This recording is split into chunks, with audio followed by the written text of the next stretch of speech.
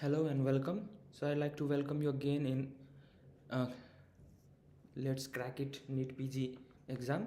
So basically we are at Unacademy platform. So we are a platform of Unacademy, and this platform is for NEET PG exam. So let's crack NEET PG together. So I am Dr. Anil Sharma, and I'm here to take you into the world of pathology.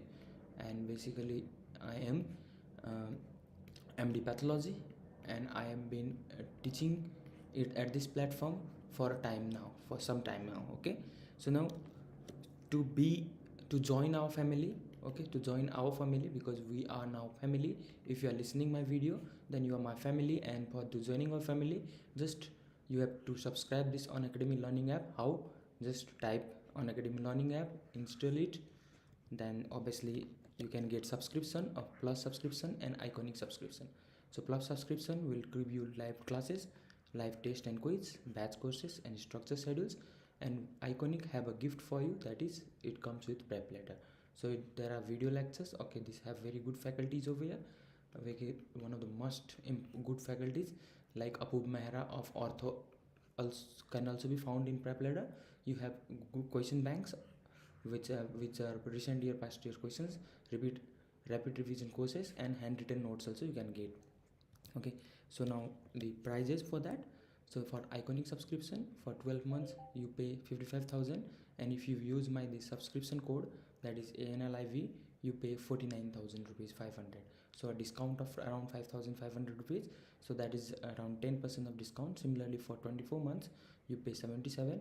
With this my code you are getting, and you are paying 69,300 rupees, so very good amount of discount. So for 24 month you are just paying 2,888. So wonderful. Those who are those who are doing in their internship or the final year, this this is the best thing you can get.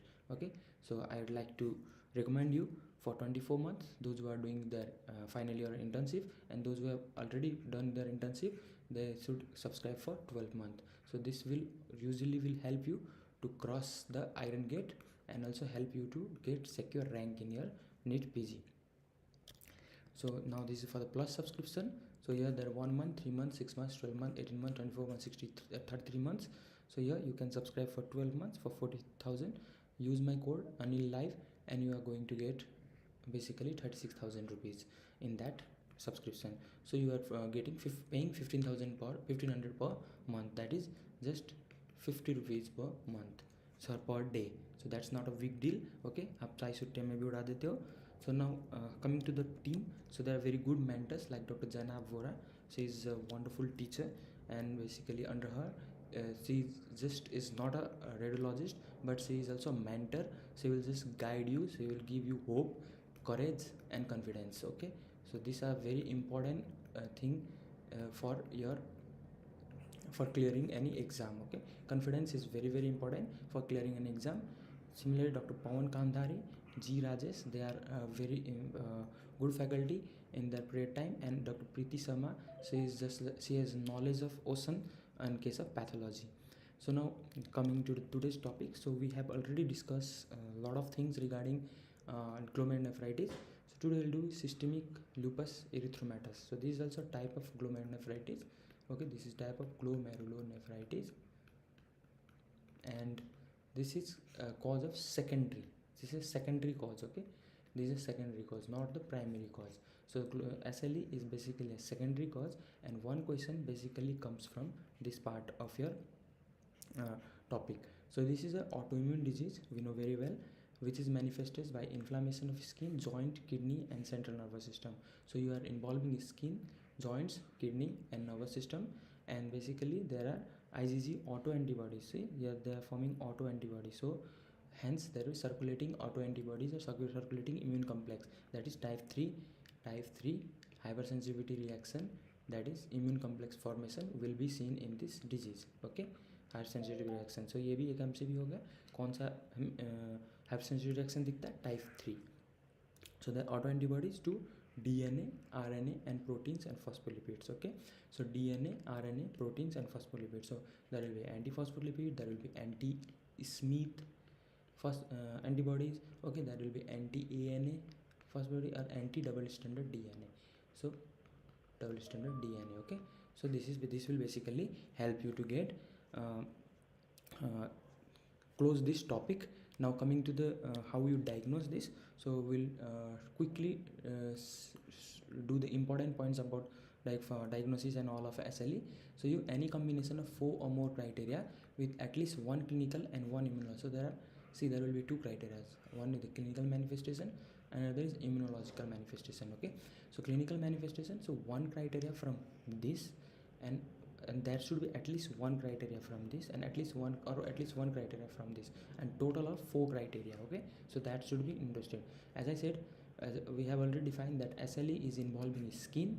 Okay, it is involving skin, it is involving renal, it is involving neurological and hematological line. Okay, so basically there is anemia. So this is an MCQ which with the most common anemia seen in SLE. So this is your question. Okay, so most common anemia seen in SLE. So it will be A, microcytic anemia.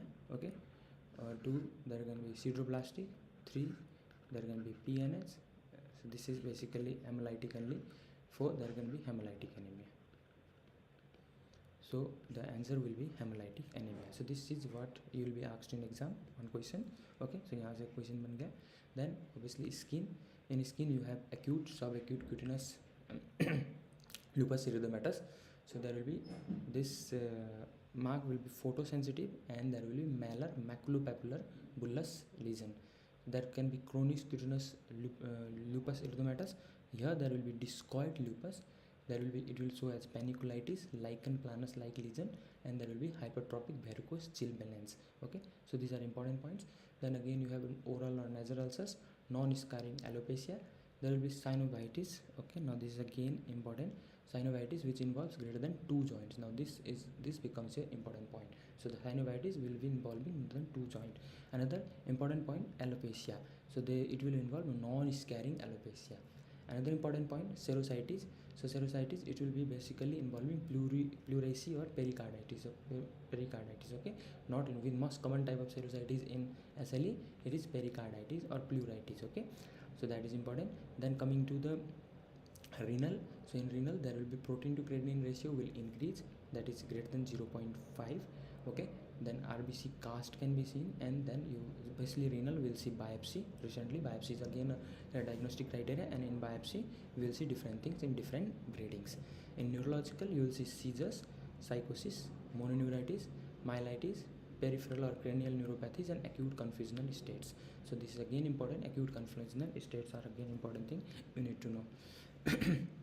And see, this is showing you what SLE is also a cause of cytopenias. Okay, cytopenia, pancytopenias. So it is showing leukopenia, it is showing lymphopenia, it is showing thrombocytopenia and anemia. Okay, so all this is basically goes towards your cytopenia. So this is again a important cause of cytopenia. ठीक है, cytopenia. So the leukopenia, lymphopenia भी है, thrombocytopenia भी है, और anemia भी है. ठीक है. So these are basically clinical manifestation. So any 4 among these. Then coming to the ANA. So this we already talk about. So the immunological, it will show ANA, anti-double stranded DNA against RNA, against DNA, against protein, anti-Smith, against phospholipids, anti-phospholipids.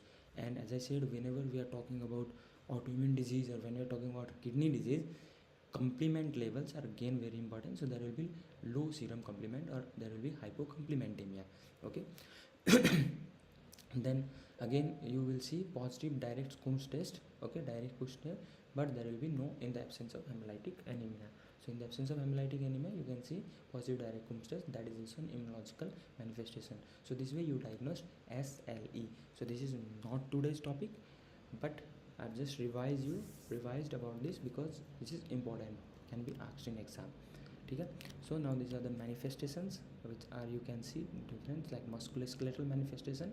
So now you need to remember most common manifestation of SLE is, okay, so whenever there will be fever, anorexia, or some other thing like hand deformities, myasthenias, or even photosensitive rash, so the fever should be here because the prevalence is 95%. Okay, so they are systemic manifestation. And now remember, musculoskeletal in manifestation is most common. See, 95%. So this is most common. Okay, that need to remember. And in that also, which most common is musculoskeletal involvement is arthralgia or myalgia. So that is again asked question. So most common, which of the following is most common involved by SLE? Okay, SLE most common involved by SLE. So what do you need to know? So they will give you like a arthralgia option as arthralgia. Okay, they will give you non-erosive polyarthritis, non-erosive polyarthritis. Okay, they will give you non-erosive polyarthritis. They can also give you myositis. Okay, and they can give also like photosensitivity. So here what is most common is arthralgia or myalgia. Okay, so this is again your MCQ. Now remember, another MCQ is non-erosive polyarthritis. Basically polyarthritis, so they will say erosive polyarthritis or non-erosive polyarthritis. So it is a cause of non-erosive polyarthritis. Now what is your homework? You can see, just try to find out what are the causes of non-erosive polyarthritis and polyarthritis. Okay, that is also another MCQ. Then you will have hand deformities, myopathies and myositis, and ischemic necrosis of bone.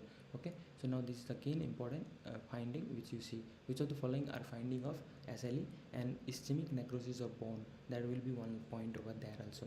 So this is also important thing you need to know. In cutaneous, there will be photosensitivity, malar rays. Now you know very well about malar rays. Okay, malar rays and photosensitivity is higher than that of malar rays. Okay, so you remember photosensitivity is major presentation manifestation than malar rays. Okay, so this again another MCQ. Okay, then obviously discoid rash and vasculitis rash. So in the rash, basically it is malar rash which is more prominent than the other discoid rash and vasculitis rash. Okay, that another important thing. In hematological, you will have anemia basically anemia of basically of chronic disease. More than that, and you will have leukopenia, lymphopenia, thrombocytopenia, lymphadenopathy, splenomegaly, and hemolytic anemia. Okay, so basically see now again a question comes, which is the most common anemia? So there will be anemia of chronic disease more commonly. That is again important from this table. Okay, then there will be cytopenia, there can be lymphadenopathy, splenomegaly. In neurological, now what you need to know, basically cognitive disorders are the most common one. Okay, there will be cognitive disorders which are most common.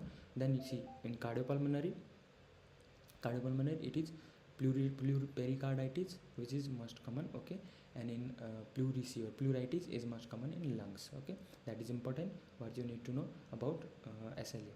Then in renal, proteinuria which is mostly more than 500 milligram per, and there will be cellular cast, RBC cast. Nephrotic syndrome will be less, so it is more of nephritic syndrome, remember. And end stage renal disease, gastrointestinal, it is non-specific. And vasculitis, thrombus, venous and arterial both are seen. And now ocular, in ocular it will involve Zika syndrome, conjunctivitis and vasculitis. So these are very important points you need to remember. Now coming to the serological finding, so these all are the antibodies you can see in case of SLE. So you can see anti-nuclear antibody. So this most common is anti-nuclear antibody. Okay, and best for screening is anti-nuclear antibody. Now again, base for screening most common is anti-nuclear antibody. Base for screening is anti-nuclear antibody.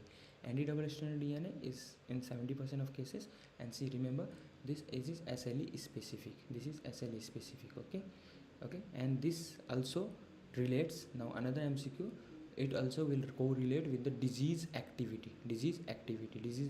So which of the anti-nuclear antibody is responsible for disease activity in SLE? So it will correlate with the disease activity in case of SLE. In case of also it will correlate with nephritis also. Okay, nephritis. So nephritis also with correlated with double stranded DNA and even vasculitis. Okay, so this is important for SLE. Then anti-Smith. Now anti-Smith is more specific for SLE. Okay, so most specific for SLE is anti-Smith. It is less found in less amount but very much specific for SLE. More than that of anti-DNS is anti-Smith. So which of the following is specific for SLE? Then you need to know that it is anti-Smith. Okay, that is anti-Smith. Okay, so this is another important. Now anti-RNP, it is non-specific for SLE. Okay, this is non-specific for SLE. And now this anti-RNP, this is more basically like associated with rheumatic syndrome. Now anti-Rho SSA and anti-La SSB. So basically these are anti-Rho SSA and anti-La SSB. So this is more associated with neonatal lupus. Okay, this is more associated with neonatal lupus. This is your MCQ. So it is associated with neonatal SLE lupus and also associated with Zika syndrome. Okay, then antihistone. Now this is again another MCQ which is more or less to do with drug induced lupus. Okay, so drug induced lupus, this is again another MCQ. Okay, so these are important one. Antiphospholipid antibody, that can be also found, and that can is found around 50%. So this is basically you have antiphospholipids, like three tests are available. That is, one is for cardiolipin, one is for beta 2G1, okay, sensitive, okay, for lupus anticoagulant. So these are different types of antiphospholipids. You can see anti-erythrocytes also, antiplatelets also. This at least by name you should know, at least you should know their name. Okay, and basically you will have anti-neuronal, including anti-glutamate receptors, okay, and obviously anti-ribosomal P, because you can have like all of the above option, and in that they can give this down one. Okay, because everybody know about ANA, anti-DNS, anti-Smith, anti-RNAP, anti-RO-LA, and anti-RO and anti-LA maximum, and antihistone, everybody knows about that. Okay, so now coming to the lupus nephritis. So our focus is on lupus nephritis. So it is the most common and serious complication of systemic lupus erythematosus. Okay, it is the most common and serious complication. Now it is resulting from deposition of circulating immune complexes. So now we know by way, because type 3 hypersensitivity reaction, we have talked about this. Okay, circulating immune reaction, what they will do, they will activate the complement cascade. We have already talked about this complement cascade with the help of C5a, okay, C5a and C3b. It will obviously recruit the leukocytes, neutrophils and all. They will activate the macrophages, okay, and also they will activate different soluble mediators. Okay, then there are two types of complex. We have talked about this in situ immune complex. Okay, so the in situ immune complex will form glomerular binding of nuclear antigen, particularly in necrotic nucleosome, and also play a role in renal injury. And basically presence of antiphospholipid antibody may also trigger a thrombotic microangiopathy. So because of this antiphospholipid, there can be this is a complication, that there can be thrombotic microangiopathy in minority of the patients. So lupus patient can have thrombotic microangiopathy because of this lupus antibody. Okay, so this is again important thing you need to know. Now what are the clinical things you need to know? So basically most common clinical sign is proteinuria. So there can be hematuria, hypertension, and varying degree of renal failure, and active urine sedimentation with red blood cell cast. Okay, so we'll talk about this already. We have talked. There will be serological abnormalities. We have already talked about serological abnormality. Now see, which is we have also talked that anti-double stranded DNase antibody is correlated best with the presence of renal disease or nephritis. Okay, so we have talked about this. So this is the question: which of the following antibody best related with the nephritis? So basically anti-double stranded DNA. ये बन गया आपका question. Okay, so basically ये बन गया आपका Unacademy question of the day. Then you have already we have talked about that there will be hypocomplementemias common in the patient with acute lupus nephritis, and declining complement level may herald a flare. So whenever the complements are declining, now this line is important. So declining complement. So whenever complements are declining, you can see that there is a flare in बढ़ता है, or there is a flare in SLE. Okay, so that is important. So these things will explain. These things are the clinical symptoms, and here important things. This is an MCQ. Okay, this is an MCQ. Red cell blood cell cast is an MCQ. This declining complement level which are flaring is also an MCQ, or one line can be asked. Okay, now these are the different classes. So we have 6 classes of SLE, 6 classes of FSA. So you need to remember these 6 classes of FSA. Now the most important one are this. Okay, so class 1 basically it is minimal mesangial, and class 2 is mesangial proliferation. Okay, so in class 1 there will be normal histology with mesangial deposition, and class 2 is mesangial hypercellularity with expansion of mesangial matrix. So these two are basically class 1 and class 2 are nothing but it is mesangial and mesangial proliferation. Okay, now class 3 and 4 are important. So this 3 is basically focal nephritis, 4 is diffuse nephritis. Okay, 4 is diffuse nephritis. This is focal, this is diffuse. Then after diffuse it is coming towards membranous nephritis, and finally class 6 is again not hard to define. The class 6 is complete, it has gone complete sclerotic, or that is sclerotic nephritis. So basically class 6 is global sclerosis greater than 90%, okay, of nearly all glomerular capillary. That you need to remember. Now class 3, class 4 and class 5, so this is are the reason where you are getting, or where you will be getting most of the MCQs. Okay, so in class 3 focal nephritis, by the name itself now very well we know that class 3 is a focal nephritis, and we have known that, we also know that by our first class that SLE will have focal hypercellularity, that is intracapillary, but okay, that is intracapillary focal hypercapillary. So basically there will be focal endocapillary, basically plus minus extracapillary. So now SLE is also part of crescentic glomerulonephritis, so there can be something extra, but it is more endocapillary proliferation with focal subendothelial and in class 3 and 4. Now what do you need to know?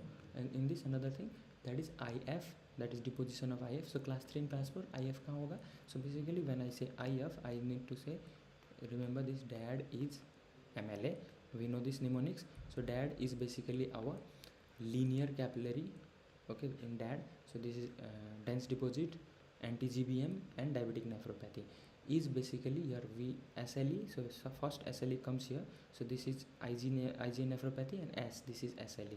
So this is basically mesangial granular. So I have talked about this mnemonics in previous classes. If you want to know about this mnemonics, please consult my previous classes. My first class regarding this I have already completed, and this mnemonics is very beautiful and it will help to remember all type of IF. okay, आपको सारे IF बहुत easy हो जाएंगे. So मेरे previous classes को consult करो.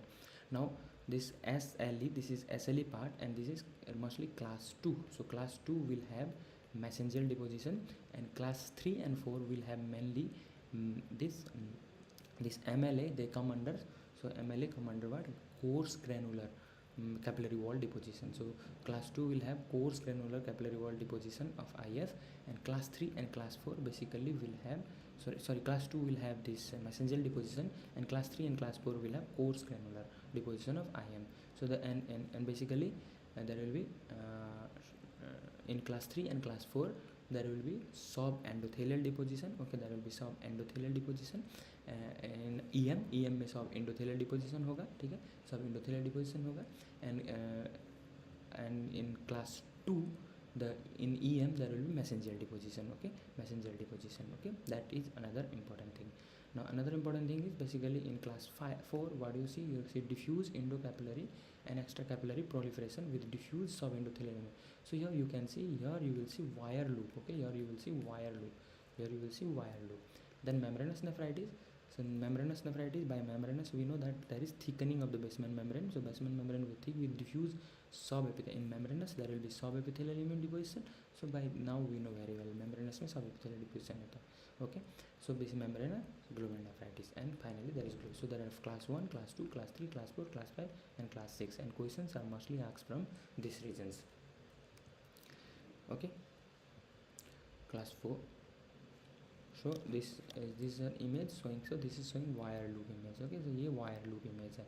okay, so wire loop is thickening of the glomerular capillary. So basically wire loop is seen in diffuse glomerulonephritis or class 4. okay, lupus glomerulitis. So wire loop are due to and why there is wire loop? Because of subendothelial deposits were initially described in lupus. okay, so it is class 4 subendothelial deposition, क्योंकि class 5 में सब epithelial deposition होता है. सिर्फ class 5 में wire loop नहीं बनेगा, wire loop बनेगा तो क्लास 4 में, क्योंकि सब एंडोथेलियल डिपोजिशन हो रहा है. ठीक है. See, this is showing prominent granular GBM disease. So granular glomerular basement deposits. okay, so when you are getting granular glomerular basement membrane deposit, so this is basically your granular कहाँ किस में होगा? class 3 and class 4. so this can be class 3 and class 4. so you are also getting glomerular electron dense deposit. So where are you getting electron dense deposit? So this is basement membrane, and see you are getting in subendothelial region. So again this represent your class 3 or 4. okay, this is class 3 or 4 that you need to know. So in microscopy, class 1 we have already talked, there is nothing more to remember in this class 1. Class 2 also there is nothing to remember, and class 3, class 4, class 5 we have already talked about all these things. okay, so now this is class 1. so there will be minimal mesangial. So now by now you can see my first classes, so we know how to describe this glomeruli, and so there will be mesangial proliferation. So minimal mesangial proliferation here. So this is little bit, most of the glomeruli is normal. Here there is little of mesangial proliferation. Then mesangial proliferative class 2. So here there will be class 2 will have, see here this mesangium. So my about little bit of here this mesangium is proliferating, here this mesangium is proliferating. So these are some of the mesangial proliferation. So in this moderate mesangial hypercellularity and matrix expansion. okay, so remember class 2 lesion do not have capillary deposits or active inflammation. Okay, now how do you say messenger hypercellularity? When it is more than or equal to 3 nuclei. Nowadays it is come to our 3 nuclei. Okay, then again coming to this figure, so here you can see, basically see, this is a fibrinous exudate. So as I said, there can be cellular cast also, cast bhi ban sakta hai isme. So this is basically cellular exudates, all these neutrophils are coming there. Okay, so this will be common in class 3 and 4. Okay, class 3 and 4. Then again coming to the another class 5.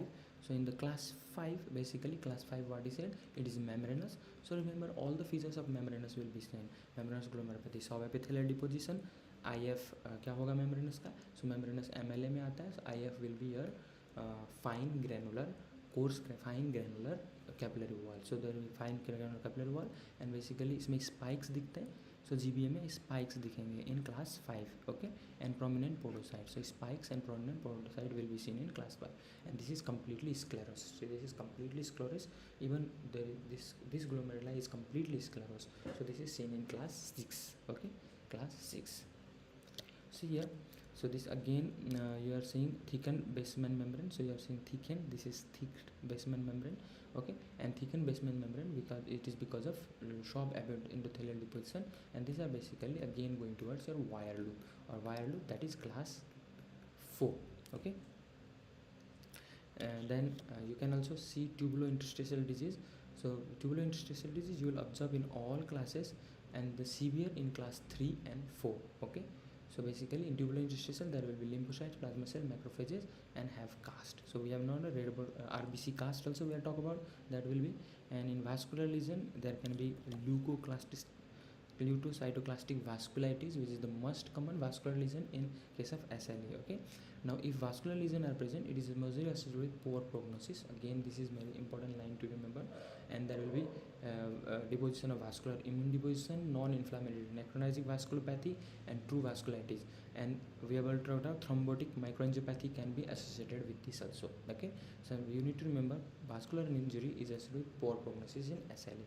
Okay, and then lastly you should also remember that there can be hematoxylin bodies in case of SLH. Okay, so this is basically focal area of necrosis containing fragmented nuclei. These are specific for SLE, but only 1 to 2% sensitive. You don't get in every cases, but if they are found, they are specific for SLE. But they are the focal area of necrosis which will contain fragmented nucleus. Okay, then alveolar hemorrhage or band alveolar wall changes is similar to the lupus microangiopathy of kidney. Both are caused by immune complex deposition and induction of apoptosis. So now hematoxylin body. So these are the hematoxylin body. So this is glomerulus, which is showing hematoxylin. So your wire loop thickening maximally in class 4 of the capillary wall, hilum thrombus and karyoaxis, and rupture of glomerular basement membrane. So this here, see, this is the basement membrane which is showing pass positive, but here it is ruptured. Okay, and this is basically karyohectic nuclei have been broken down. So this is basically showing you hematoxylin body. Okay, and this is showing you wire loop. ये आपको wire loop wire का loop जैसा. Okay, so this is showing you wire loop. Again, this is showing you hematoxylin body. Here you are seeing hematoxylin body because so this glomerulus have been ruptured. Okay, so this is what. And hematoxylin body are diagnostic of lupus nephritis. Okay, so they are specific for lupus nephritis but not sensitive, means they are not found in all cases. So but if you are finding hematoxylin bodies, means that is lupus. Okay, and they are seen in, so here you can see a lot of hematoxylin bodies, and this hematoxylin body you need to remember again. Okay, so they are lavender homogeneous remnant of nuclear opsonized with ANA and ingested by phagocytes. So this is obviously nuclei which has been opsonized with ANA, antinuclear antibody, and it is ingested by phagocyte but completely not ingested. Okay, so they were first recognized as LE cells in bone marrow. Okay, so they were recognized as LE cell in bone marrow, so lupus erythematosus cells in bone marrow, but now they can be seen in biopsies also, and they are hematoxylin bodies. Okay, so you need to remember about hematoxylin bodies. So this is again your subsequent very important. Which of the following is diagnostic for or characteristics or diagnostic for SLE? So it is hematoxylin bodies. Okay, it is hematoxylin bodies. You need to remember that. Okay, wire loop, they can say wire loop. Wire loop is not diagnostic. Hematoxylin body is diagnostic in case of SLE. You need to remember this. Okay. So lupus nephritis, IF, we have already talked about.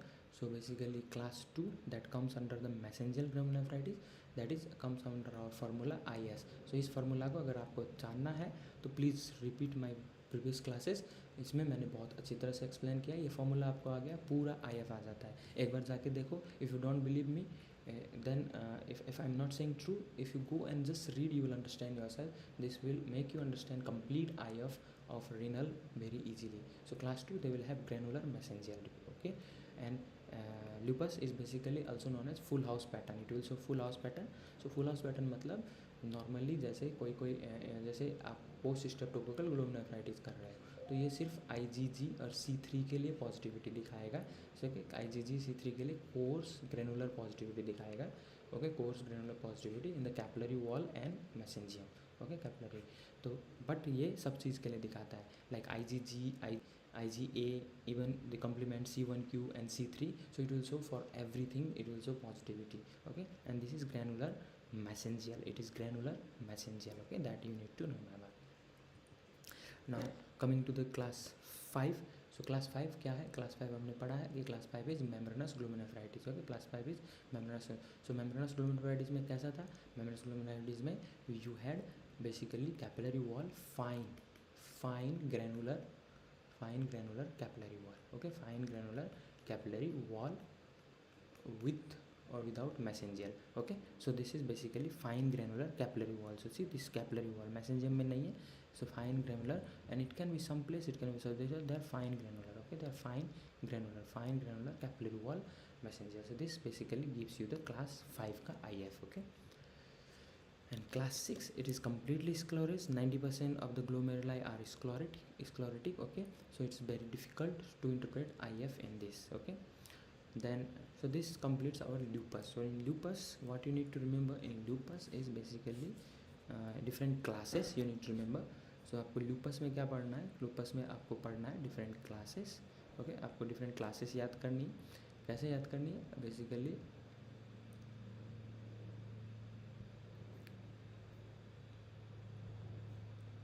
So loops में आपको 6 classes याद करनी है. So SLE lupus nephritis में you need to know 6 classes.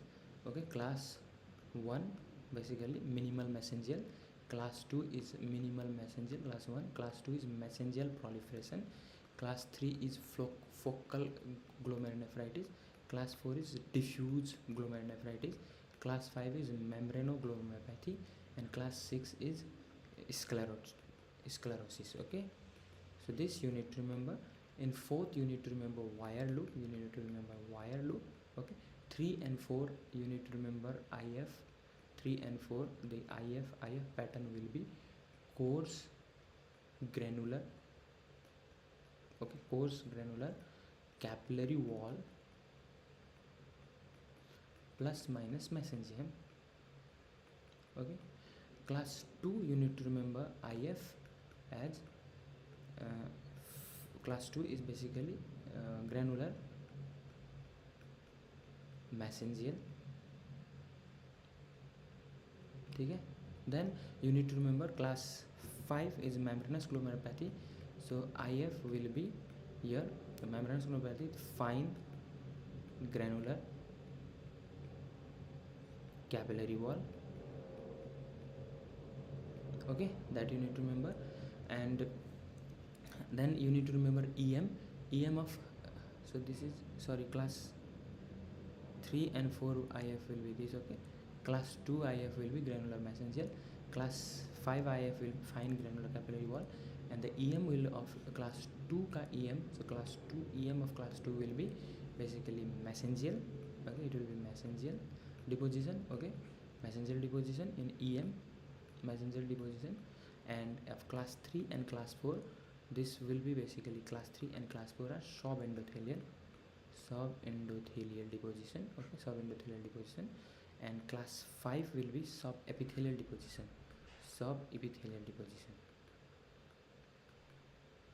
Okay, so with this we have complete our lupus. This much you need to know about lupus. Okay, now coming to the another type of glomerulonephritis, that is crescentic rapidly progressive glomerulonephritis. Okay, so we'll talk about rapidly progressive glomerulonephritis or crescentic glomerulonephritis. So when we talk about the rapidly progressive nephritis, so these are the clinical syndromes which are associated with severe glomerular injury, but it does not denote a specific etiology. You don't have a specific etiology, and clinically they are rapid and progressively lost renal function. So they are very rapid. Within 3 to 4 weeks, if you are not treating, they can kill you. Within weeks, they can kill you. That death can happen because of this disease. And basically they are showing nephritic syndrome. Okay, more or less they show nephritic syndrome, hence they are called crescentic rapidly progressive glomerulonephritis.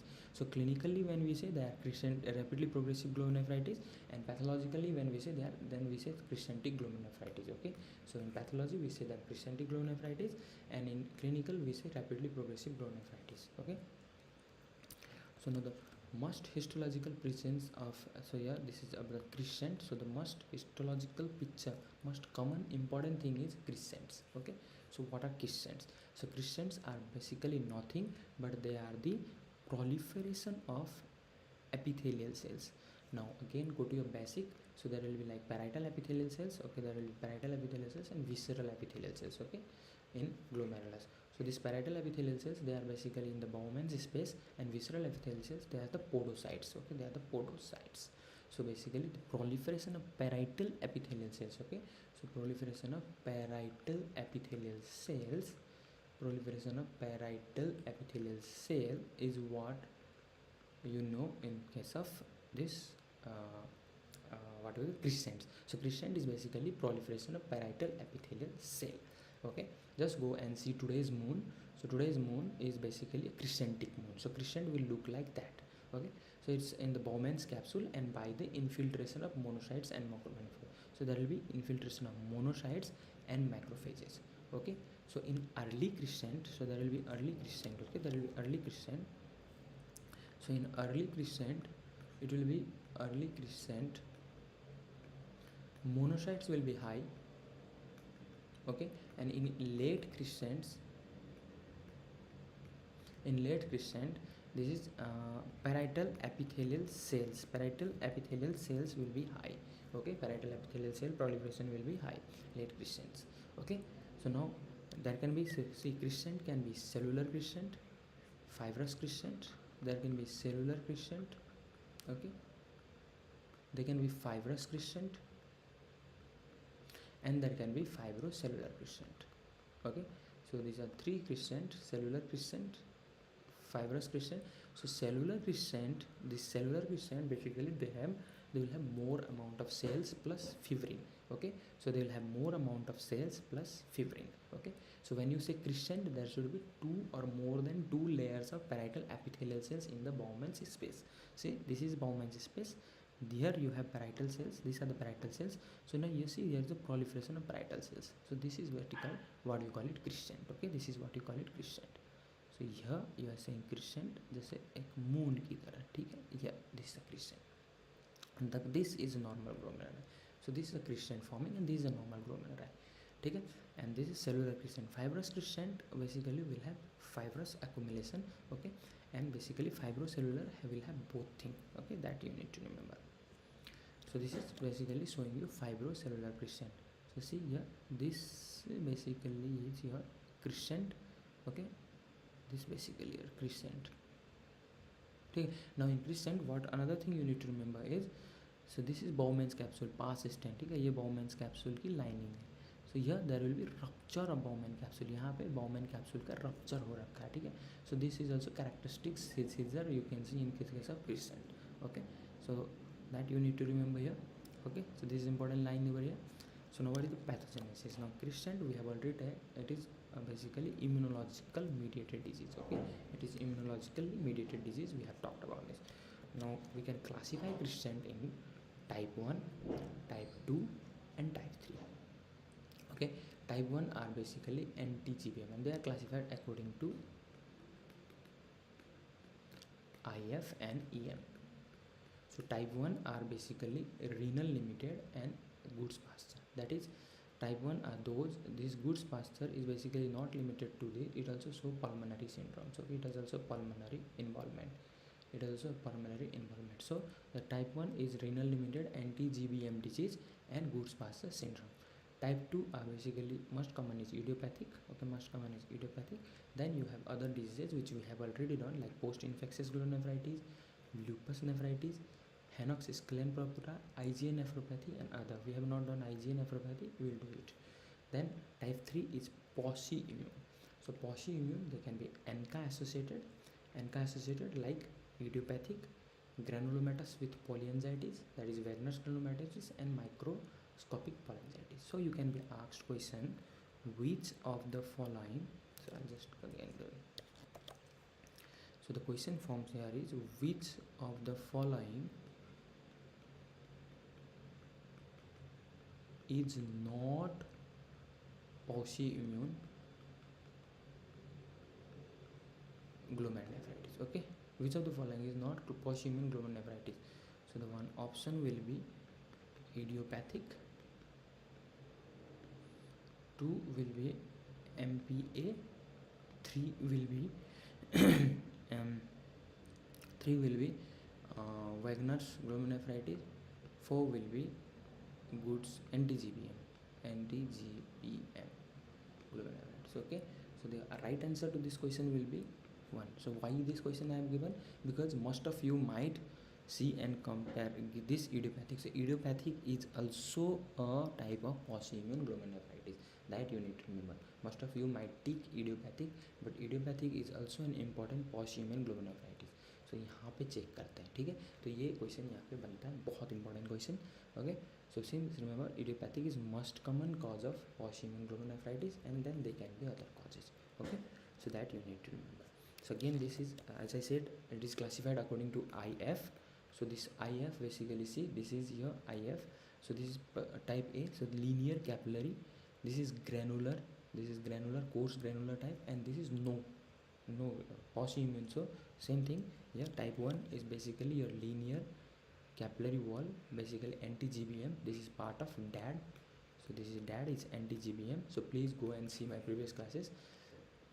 Type 2 is immune complex. So type 2 is, this is granular immune complex, mostly granular. See, in every here post-infectious there will be scattered coarse granular. In lupus nephritis there are coarse granular mostly. Okay, in IgA nephropathy granular IgA, so IgA nephropathy it is mesangial, so but that is again granular deposition. Okay, so the pauci-immune body, basically there are no IF or no immune deposits, Okay, so in this there are no immune deposits, so that you need to know. So here the same thing is saying, there is no immune deposits in this. This is pauci, this is your immune complex type 2, and this is your type 1. Okay, so this is type 1, 2, and 3. Okay, so this can be, again this image can be given in your exam, and which of the following is correct, which of the following matches correctly with the image, they can be asked. Okay, so which of the following matches correctly with the image. So here, what do you know? The first thing you need to know about anti-GBM mediated antibody disease. Okay, so I'm talking about, firstly I'll talk about anti-GBM mediated antibody. So anti-GBM, basically by now you know very well. So they are classified as linear deposits of IgG, in many cases C3 in the GBM. Okay, so now if this anti-GBM antibody, they cross-react with pulmonary alveolar basement membrane, then they produce a picture of pulmonary hemorrhage, which is basically associated with Goodpasture syndrome. Okay, so as I say, Goodpasture syndrome will be associated with pulmonary hemorrhage, that you need to know. Goodpasture syndrome is associated with pulmonary hemorrhage, that you should know. Okay, so that is important thing you need to remember in case of this anti-GBM. Okay, now again another thing which you need to understand is basically so basically your, I can just say that, okay, so renal plus pulmonary hemorrhage, this gives you Goodpasture syndrome. Okay, okay, so this is part of pulmonary renal syndrome. So this is Goodpasture syndrome is a part of pulmonary renal syndrome, that is important, pulmonary renal syndrome. Idiopathy. So now what will be the idiopathogenesis? So we know very well there will be autoantibody which will be target against the non-collagenous one domain of type 4 collagen. Okay, mostly alpha 3 chain. Okay, type 4 collagen, mostly alpha 3 chain. So this is basically your etiopathogenesis of anti-GBM disorders. The major risk factors, it can be hydrocarbon exposures, it can be cigarette smoking, can also be related with HLA-DR, that is HLA-DR-B1 and TQ antigen. So now with this information, you can go back and revise your different types of MHC and HLA. Okay, different types of MHC and HLA. So MHC is basically found in chromosome number 16. Okay, 6. Sorry, MHC is common number 6, and it has 3 regions basically: MHC class 1, MHC class 2, and MHC class 3. So MHC class 1 will have HLA, B and C. MHC class 2 will have HLA, DP, DQ and DR. So the major problem here will be in HLA, DR. Okay, major problem will be in HLA, DR. HLA, DR, B1. Okay, so this is a major risk factor. So this is about the HLA antigens. So see, HLA antigens, they can be class 1, class 2, class 3, and there can be class 3 that are cytokines, class 4 that are cytokine genes, tumor necrosis factor alpha and tumor necrosis factor beta. HLA1 are A, B and C. HLA2 are HLA, DP, DQ, DR. Now another important thing which you need to remember about this HLA are, so where are HLA found? So the HLA are basically found in all nucleated cell except nucleated RBC. So except nucleated RBC, it is found in all type of cells, nucleated cells. HLA-D are maximally found in most of the antigen presenting cells. Okay, most of the antigen presenting cells like Langerhans cells, basically dendritic cells, macrophages, monocytes and B lymphocytes. Okay, class 3 basically they are the plasma proteins, and class cytokines, they are also plasma proteins. Okay, you need to remember this. This can be the MCQ which can be asked in your exam. Okay, so this is chromosome 6 MHC. We are talking about MHC. Okay, so now coming to the clinical issues related to this anti-GBM. So anti-GBM basically it is found in 2nd to 6th decades, and basically see, anti-GBM can be treated by plasmapheresis and immunosuppressions. Okay, the other type of diseases like type 2 and type 3, they cannot be treated by plasmapheresis, but this anti-GBM can be treated by plasmapheresis, because plasmapheresis will remove that antibody and antigen. Okay, remember, and if the crescent is greater than 75%, then the prognosis is bad. If the when at the diagnosis, if creatinine is greater than 5, then also the prognosis is bad. Okay, the prognosis is bad with anuria, with creatinine greater than 5, with crescent greater than 75%. Okay, in 25 to 50% they will present with pulmonary hemorrhage. That is also important, you need to remember. Okay, now coming to the microscopic feature. So already anti-GBM we know very well, there will be crescent. I have already explained you about the crescents. Okay, there will be crescents with or without fibrinoid necrosis. IF will be linear IgG and C3 deposition. So basically linear IgG and C3 deposition, you can see linear IgG deposition in what, diabetic nephropathy also, but in diabetic nephropathy there will be albumin deposition. Okay, there will be, along with IgG there will be deposition of albumin. Here along with IgG there is deposition of C3. Okay, IgG4 staining can also be seen in case of anti-GBM. Okay, then others like this, okay, they can be present, and there can be deposits. There are no deposits in case of this disease. Basically there will be break in GBM, but otherwise there will be normal. So this is a beautiful example of crescent. So see here, this is a crescent. Don't you see this is a crescent? Okay, this is a crescent. So this is a beautiful example here. This is normal glomeruli, and here you are seeing epithelial cell proliferation. Okay, so this is crescent. Half moon जैसा दिख रहा है, crescentic moon जैसा दिख रहा है. So this is basically epithelial cell proliferation. Here you can see linear IgGM in basically anti-GBM disease. Okay, so this is also linear IgG deposition. In this is C3 deposition. Okay, now coming to the post-immune. So you have another, that is post-immune. Okay, so we have talked about IgG deposition, anti-GBM, and now we'll talk about post-immune. So post-immune crescentic glomerulonephritis, we have talked about that the post-immune basically they are immune negative. Okay, no immune deposition, they are immune negative. Okay, immune negative, but maximally post-immune are ANCA positive.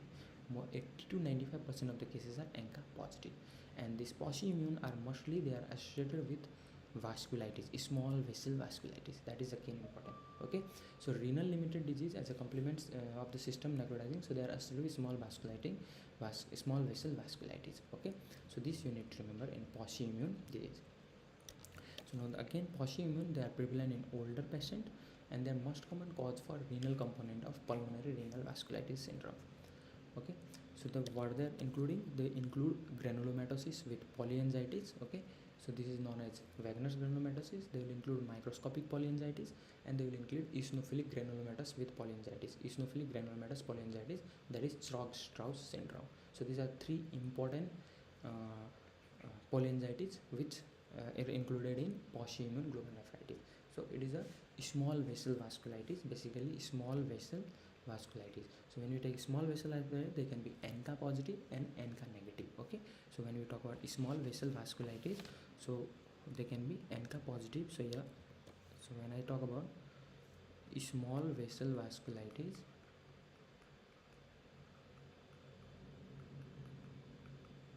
so this small vessel vasculitis, they can be ANCA positive and they can be ANCA negative.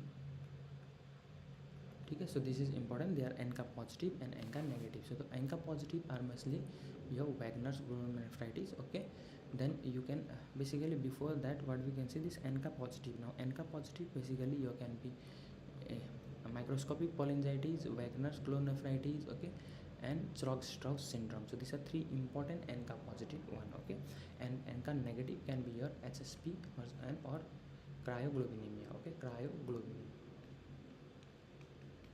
Okay, so these are important ANCA negative, these are important ANCA positive. So what you do in ANCA positive, if you see granulomas, okay, if you see granuloma, okay, you check for granuloma. So if you see granuloma, if there is granuloma, and if no granuloma, then it will be basically microscopic polyangiitis. Okay, if granuloma are present, then it can be Wagner's glomerulonephritis or Chorg-Strauss. Okay, it can be Wagner's glomerulonephritis or Chorg-Strauss. If you see asthma, asthma and eosinophilia, okay, then it is basically Chorg-Strauss syndrome. And if there is no asthma, then it is Wagner's glomerulonephritis. Okay, so this you need to remember. So basically asthma and eosinophilia are associated with Chorg-Strauss syndrome, and asthma is not associated with Wagner's granulomatosis. Okay, and basically if there is no granuloma and only small vessel vasculitis, then it is called microscopic polyangiitis. Okay, this you need to know about small vessel vasculitis. In ANCA negative, so what you do, HSP for you do like IgA, you see for IgA dominant, IgA dominant. So if there are IgA dominant deposits, then there is HSP. If there are no IgA dominant deposits, then what you see for serum cryoglobulin, you see serum cryoglobulin. Okay, if serum cryoglobulin are increased, then basically it is cryoglobulinic glomerulonephritis. Okay, it is cryoglobulinemia. And if it is not increased, then it can be another ANCA-associated vasculitis like inflammatory bowel disease. Okay, inflammatory bowel disease, it can be inflammatory bowel disease. So this is basically differentials of small vessel vasculitis. So what first you do in small vasculitis, you see whether it is ANCA positive or ANCA negative.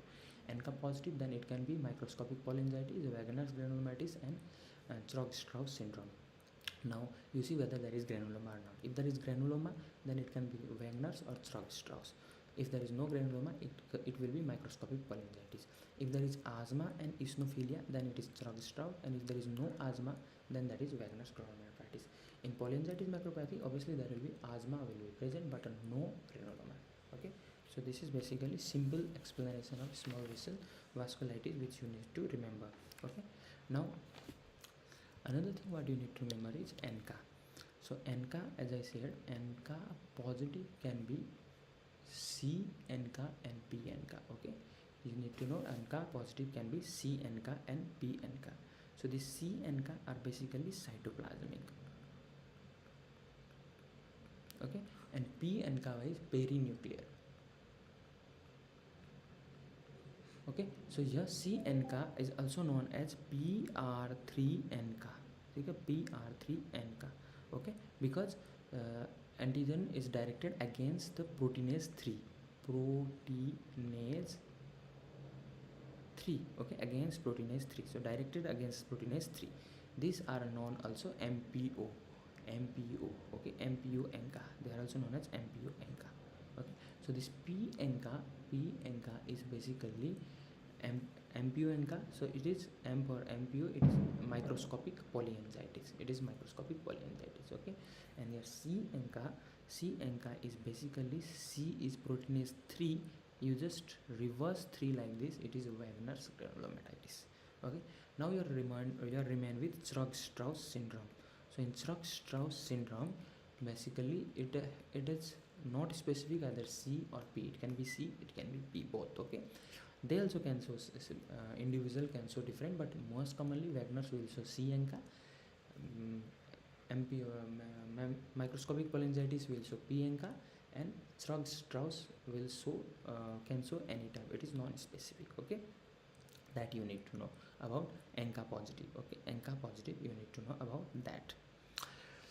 So this is important about ANCA positive and ANCA negative. So we talk about small vasculitis. Okay, we talk about ANCA positive and ANCA negative, and we talk about how you diagnose this small vasculitis. Okay, so now another thing which you need to remember is basically, so here this pulmonary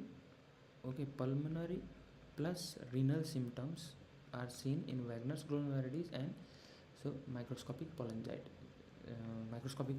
Okay, so these are seen in Wagner's and microscopic cholangitis.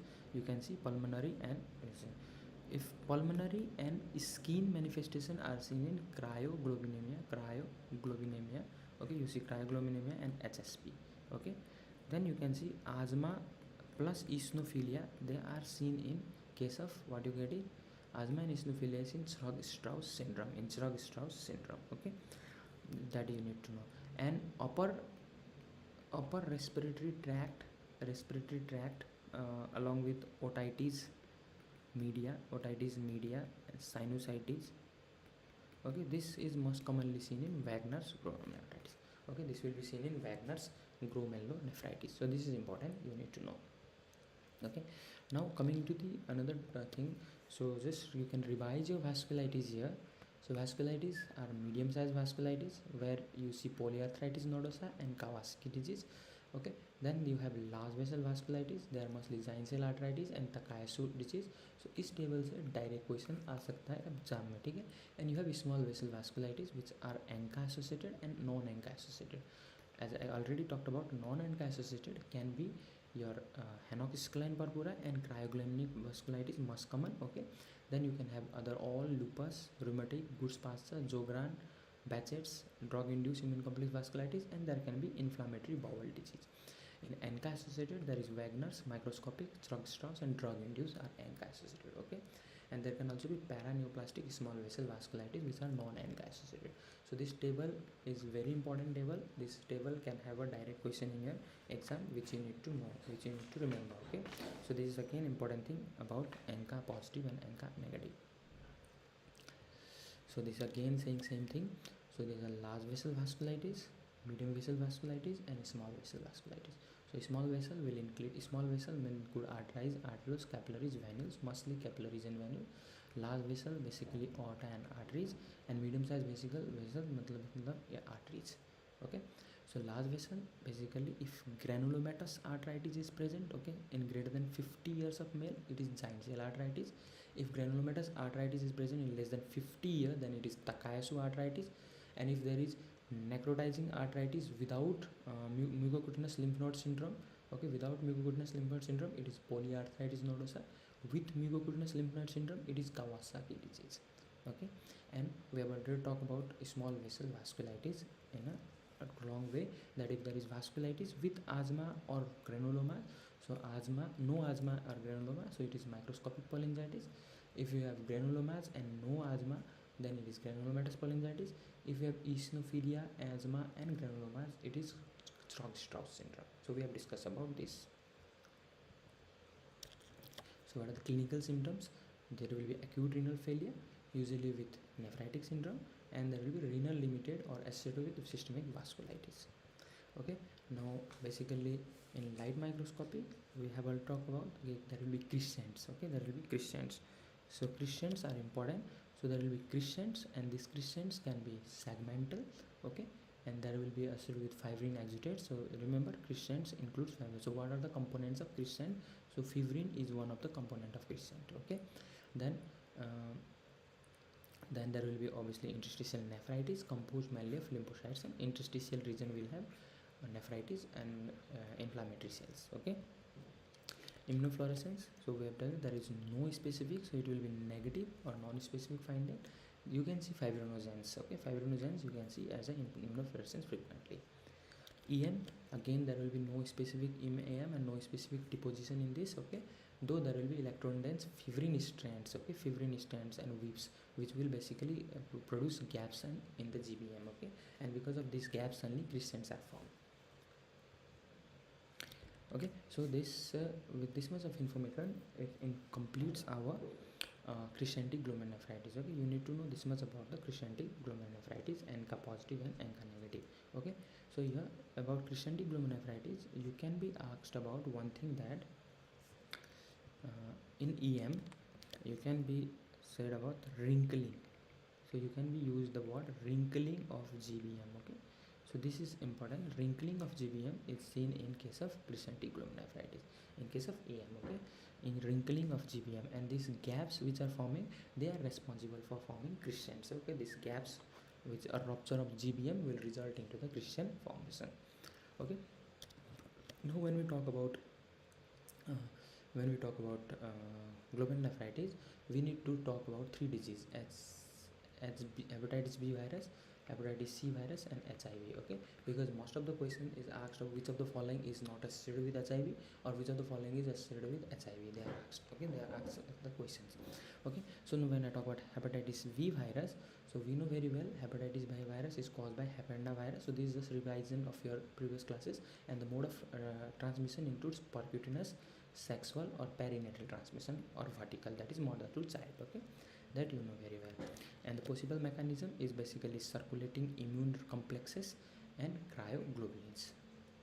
So hepatitis B virus can be also associated with cryoglobulins, and high prevalence in Asia and Africa. Western countries have low prevalence. Okay, and perinatal transmission results in greater than 90% of chronic infection without acute response. And remember, it is more dangerous for males, because males have progression to liver diseases can take place in males easily.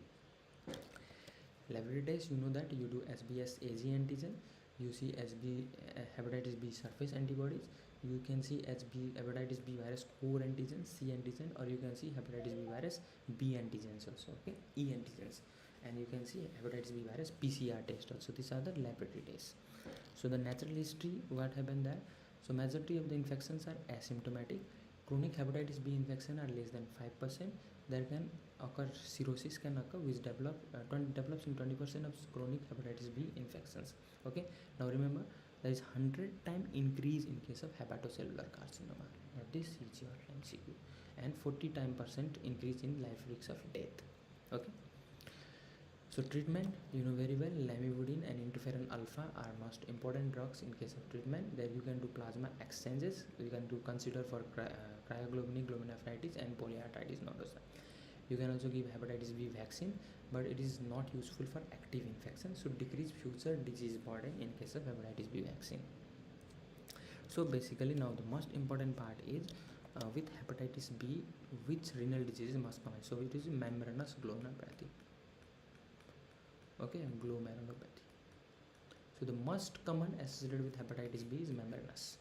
Most common associated with is membranous. Okay, so see, most common is associated with membranous glomerulopathy. Membranous glomerulopathy में क्या होगा? We know very well. Thickening of GB1 होगा. IF क्या होगा? IF basically we know very well that there will be granular. Okay, granular capillary wall. So basically there will be granular capillary wall, and there will be mesangial hypercellularity, and EM will be subepithelial deposition. Okay, we know very well. So most common is just with membranous glomerulopathy, hepatitis B, but other it can be also associated with membranoproliferative. Okay, it can be associated with membranoproliferative. We know in membranoproliferative what will be there? There will be lobular accentuation, there will be duplication of GBM, that is tram track appearance. And why this tram track is forming? Because of interposition of the basement mesangial cell, interposition of the mesangial cell between the subendothelial cells and the glomerular basement membrane. Okay, then it can be associated with cryoglobulin. So cryoglobulic, okay, and it can be associated with hepatic glomerulosclerosis also, like IgA nephropathy also they can be associated. So basically they are associated with membranous glomerulonephritis, they are associated with MPGN, they are associated with cryoglobulic glomerulonephritis, they can be associated with IgA glomerulonephritis or hepatic sclerosis, okay. So these are important things which you need to know about this disease, okay. Hepatitis B. So hepatitis B, so which of the following hepatitis B associated with which of the following glomerulonephritis, and they can give you this option and this option. So all, for this there will be all, okay. So most common is MG, and also they can be associated with biles and bilirubin casts, okay. This is again important. Now vasculitis, they are basically often negative and ANCA negative. So basically hepatitis B is ANCA negative vasculitis, okay, and that you can see fibrinoid necrosis arteritis without crescentic glomerulonephritis. Immunofluorescence, so we know very well it will show if it is associated with MGN, then it will show MGN immunofluorescence. If it is associated with MPGN, so it will show MPGN immunofluorescence, okay. We know very well that MGN is associated with PLAR2 receptors, okay, we have done that, associated with PLAR2 receptors, and basically this I am not teaching again, you know very well, okay. So electron microscope, again if it is associated with MGN, then there will be subepithelial. If it is associated with MPGN, then there will be subendothelial, or there can be mesangial, there can be duplication of GBM, okay. If that is cryoglobulic, then there will be subendothelial. So you also know this very well, and there can be tubulo-reticular inclusions like in case of HIV, okay. Next is hepatitis C. So hepatitis C is basically again asked, and in hepatitis C is basically it is RNA virus, okay, and they cross blood-brain barrier with rare sexual transmission होता है इनमें. They infect hepatocytes and B lymphocytes, okay. So the possible pathogenic mechanism of kidney disease is circulating immune complexes again and cryoglobulins in case of hepatitis C.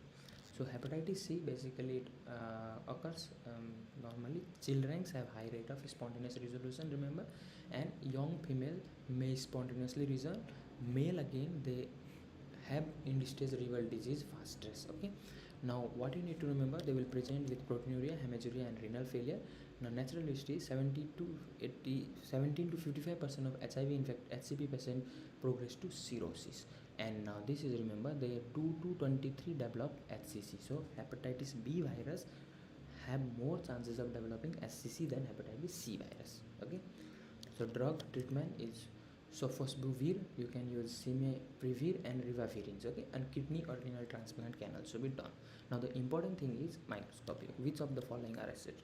So basically hepatitis C is associated with membranoproliferative glomerulonephritis. I will draw when you write a membrano, just write like this MP, okay. So this C basically associated with C, this is associated with hepatitis C, associated with cryoglobulinemia. This you can also write like E, so this is basically endocarditis. This you can write like lecithin cholesterol transferase syndrome, acetyl transferase syndrome.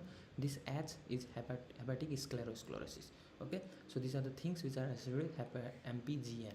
So MPGN is associated with hepatitis C. So I have talked about this in my previous class. You can go and see in my previous lecture to know about the mnemonics of MPGN.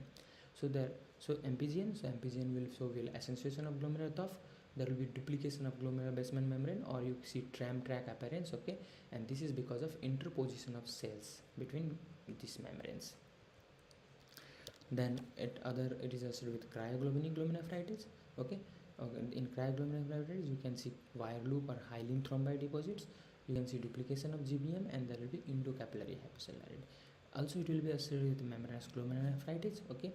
And we know very well in membranous glomerulonephritis there will be thickened glomerular basement membrane with subepithelial spikes, okay, because of deposition, subepithelial deposition, and there will be mesangial hypercellularity. And so it will be associated with fibrillary or immunotactoid glomerulopathy also, okay, and it will be associated with your IgA nephropathy or hepatic glomerulosclerosis and polyarthritis nodosa. So in exam you can be asked which of the following is glomerulonephritis is associated with hepatitis C, and they can give you MPGN, MS, fibrillary, polyarthritis, and all are associated, okay. But if which is most common, then it is MPGN, okay. So for hepatitis C it is most common is MPGN. For hepatitis B, most common is membranous glomerulonephritis. Okay, this you need to know. Hepatitis C, it is MBGN. For hepatitis B, it is MGN. Okay, that you need to know. For hepatitis C also, lot of MG can be associated. IgA nephropathy can be associated. Glomerulonephritis can be associated. For hepatitis B also, others can be also associated, but these are the most common one. Okay, so with this much of information, I'd like to conclude today's class. Hepatitis, we are left with HIV. So HIV and other things we'll do in next class, and next class we'll do rheumatic and nephrotic syndromes also. So I'd like to thank you very much for bearing me for this long. I'd like to say you subscribe this channel, our YouTube channel, and please comment on the comment section. So you just like it, and please you can also contact us in our Telegram channel, and please don't forget to hit the bell button icon. Okay, so will please please now, and please use my code and subscribe the iconic or plus subscription. Please use my code, and this code will give you 10% discount. That's very good option for you, because you are also getting prep letter with this. Okay, so and please see my previous classes of this glomerulonephritis. There you will get everything. If you are not understanding today's class, then see my previous classes, then you will understand today's class more better. Okay, you will understand more better, because I have taught all these things previously, so hence I was not explaining that great today. But if you see my previous classes, obviously there have been, everything has been explained. So just this, अगर मैं ये class नहीं लूँ तो भी चलता. I am just taking this class for name sake. Okay, but you need to see, read this, take my previous classes of kidney, and you will understand that kidney ka this non-malignant part is so easy. Thank you very much. See you tomorrow in next class, and have a great time.